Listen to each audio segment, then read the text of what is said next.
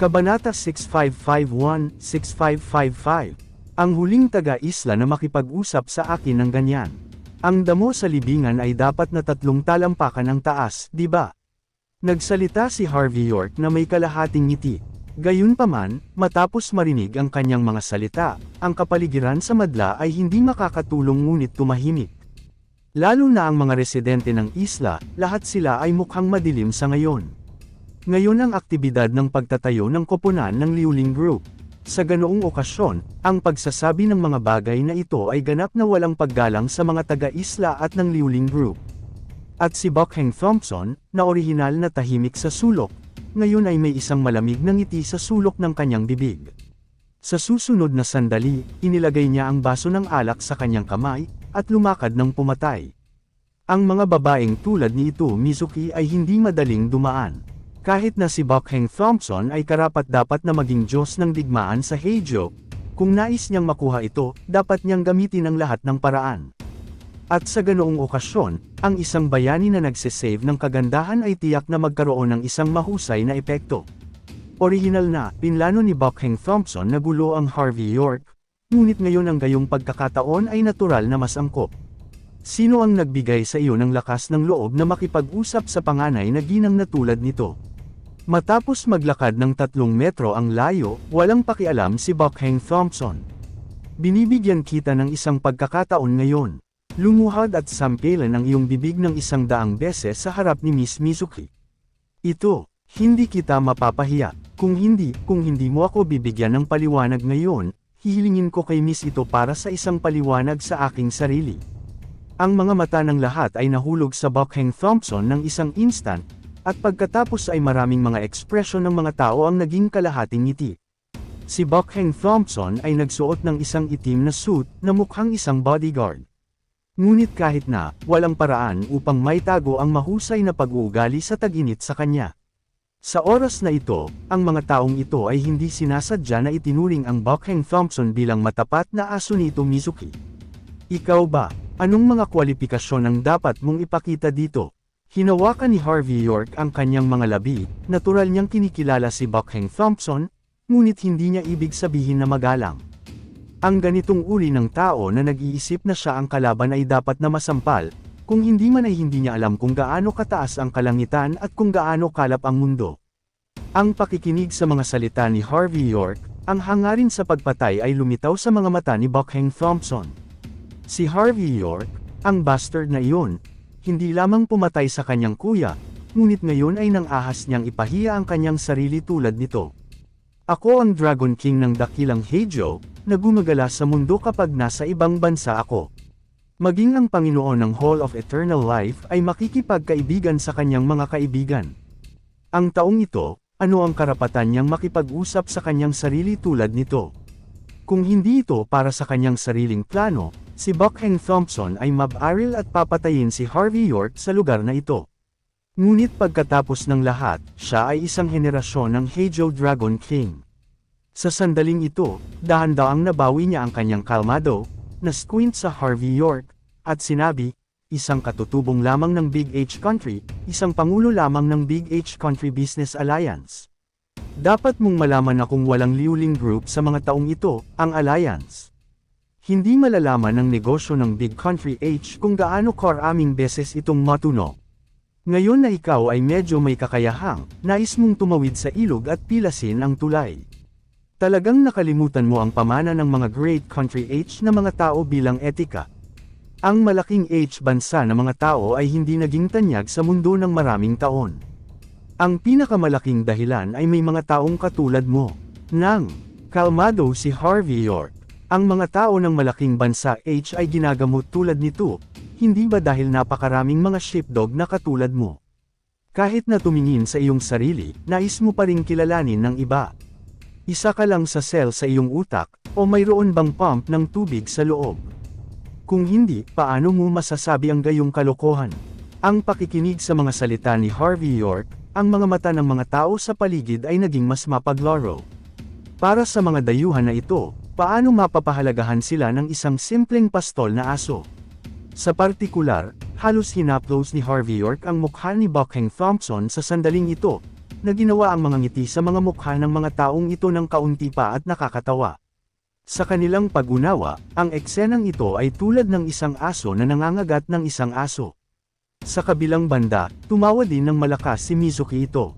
Ang pagtingin sa matapat na Big Country H na aso sa tabi ko, upang malugod ako, maaari niyang sabihin kahit ano, at ang kanyang mukha ay namamaga ng hindi napagtanto ito. Sa halip na mapahiya, naisip ni ito Mizuki na nakakatawa ito.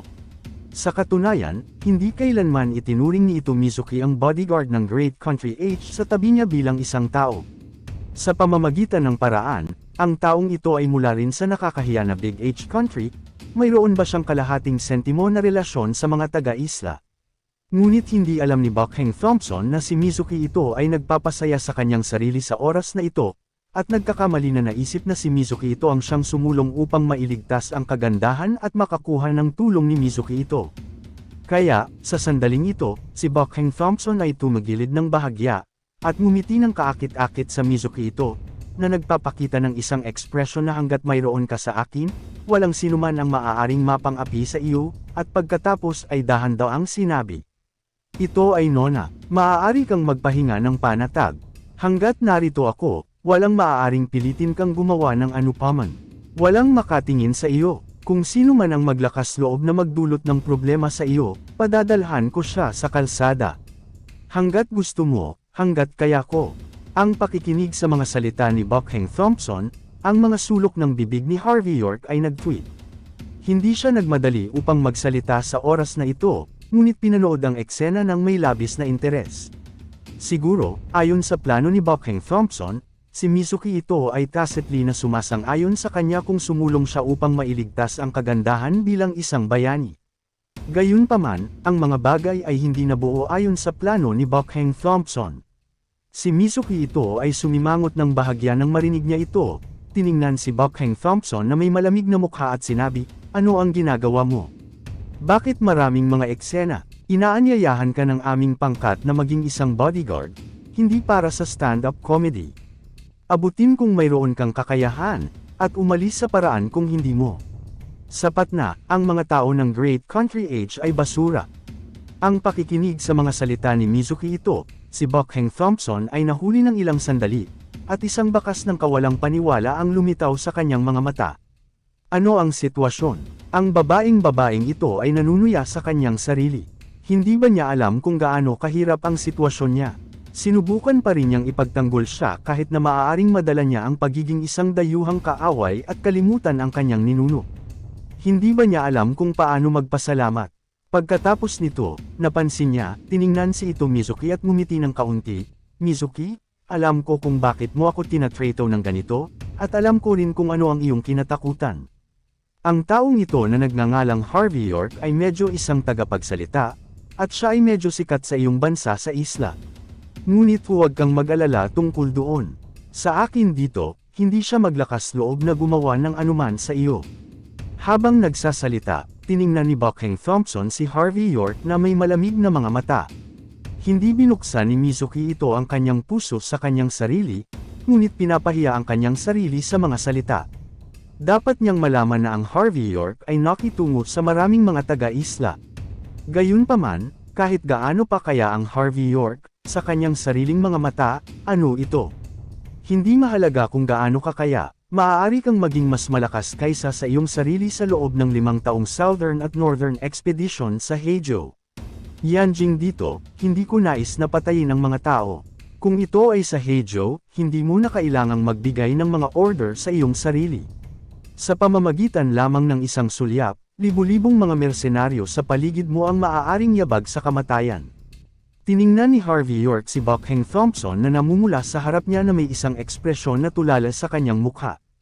At ang mukha ni Mizuki ito ay nagdilim sa sandaling ito, humakbang siya, at sinampal ang mukha ni Buckhang Thompson gamit ang kanyang likuran. Snap! Sinamahan ng isang malulutong na tinig, ang ekspresyon ni Mizuki ito ay sobrang lamig. Si Mizuki ba ang iyong pangalan? Isang maliit na bantay na may buwan ng sweldo na 3,000 yuan, bakit siya nagpapanggap sa harap ng babaeng ito? Inupahan kita dahil hiniling mo sa akin na gawin ang trabaho, hindi dahil sa pagpapanggap mo.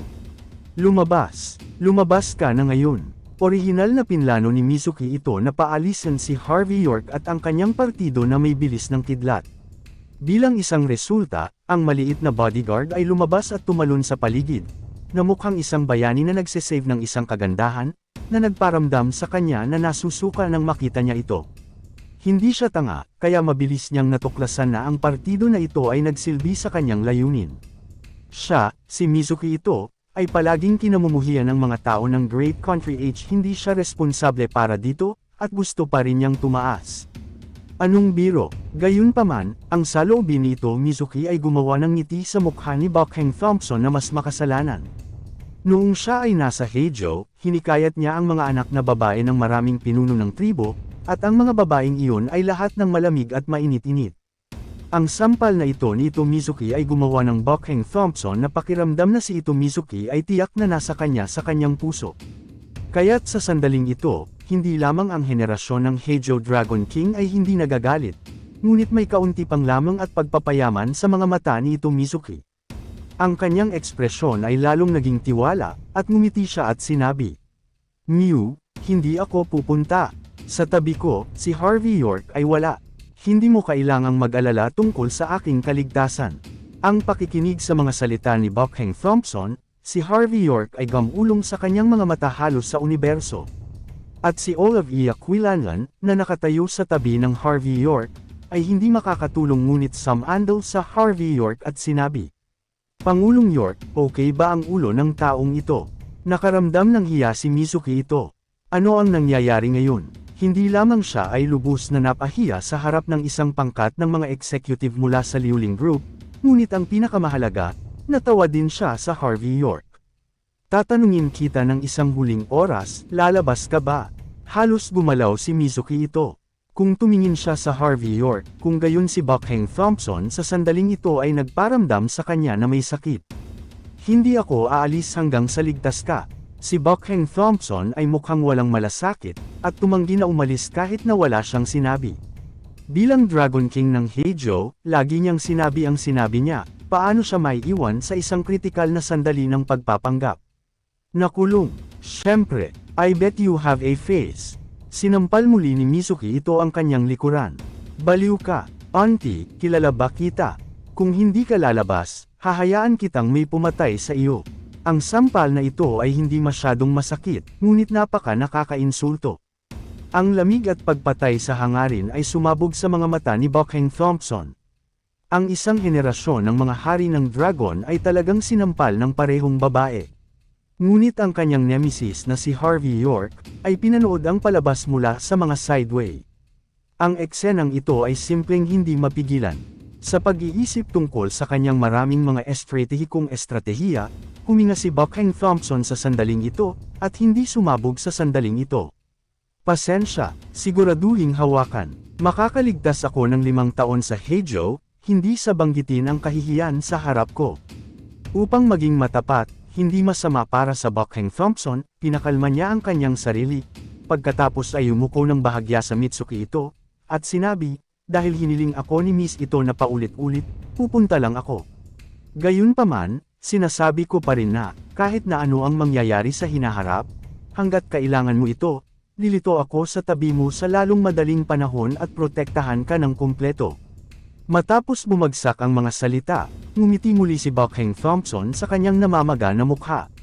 Kaagad, tumalikod at umalis si Buckhang Thompson, nawala ang kanyang figura, ngunit bago siya umalis, ang kanyang walang malasakit na tingin ay nahulog sa Harvey York.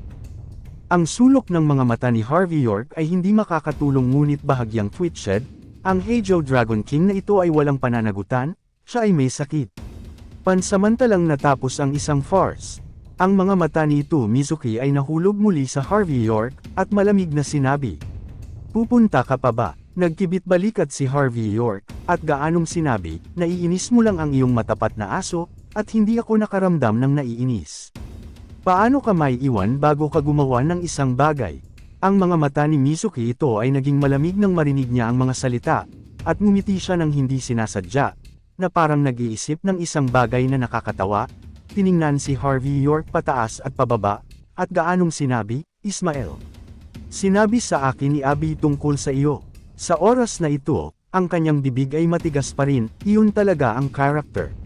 Ganyan ang paraan, hindi ako makikipag-ugnay sa iyo, bibigyan kita ng isang pagkakataon. Kung nais mo akong bawiin ang lahat ng mga bansa sa isla, oo. Pagbulong sa lupa tulad ng isang aso sa lahat ng 4. Kapag umakyat ako, aalis ako ng 10% ng kapital. Umakyat ng 30 laps, at kukunin ko ang lahat ng kapital. Magmadali, bibigyan kita ng 10 minuto. Umalis ka kung hindi ka umakyat, huwag hadlangan ang daan dito. Ang pakikinig sa mga salita ni Mizuki ito, ang lahat ng mga executive ng Liuling Group ay sumabog sa pagtawa. Soga, tama si Miss Mayo, kung nais mong bawiin namin ang kapital, kailangan nating mag-crawl tulad ng mga aso. Ang aming pinapahalagahan ng mga taga-isla ay nais makita ang mga nationals. Natuto ang Big H na mag-crawl tulad ng isang aso. Magmadali, handa na ang aming mga telepono, naghihintay ka lang na umakyat. At si Ismael Abi at ilang mga direktor sa paligid niya ay tumingin din sa Harvey York na may kalahating ngiti sa oras na ito. Habang kumukuha ng maraming mga hakbang upang madagdagan ang distansya sa pagitan ng dalawa, kinuha nila ang kanilang mga telepono na may hindi maintindihan na mga ekspresyon sa mukha. Kung hindi natutunan ni Harvey York kung paano gumapang ang mga aso, kung gayon walang paraan upang mapalabas ang bansa sa isla. Pagkatapos ay nawala ang pusta at kailangang huminto.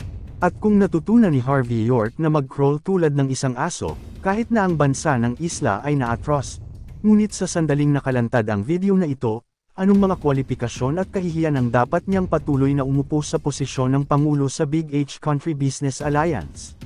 Sa sandaling ito, nang makita si Harvey York na napahiya, si Ismael Abi ay nakaramdam ng tuwang-tuwa sa kanyang puso. Malayo ka na, hindi makakatulong si Olivia Quilanlan ngunit magsalita sa oras na ito. Kahit na hindi ka sumasang-ayon, hindi mo may insulto ang mga taong tulad nito. You, anak ka ni Troy Quilanlan, di ba? Sumulyap si ito Mizuki sa Olivia Quilanlan. Ang iyong ama ay hindi naiiba sa aso sa harap ko. Ikaw ay isang asong babae lamang. Kung bulag ka kay auntie, gagawin kitang lumuhad at matutong mag-crawl tulad ng isang aso. Matapos tapusin ang pagsasalita, si ito Mizuki ay nag-squint sa Harvey York, at sinabi ng isang malamig na ngiti, ang huling pangalan ko ay York, alam ko kung gaano ka kaya. Alam ko rin na maraming mga tao sa mundo ng martial arts mundo ang naghihirap sa harap mo.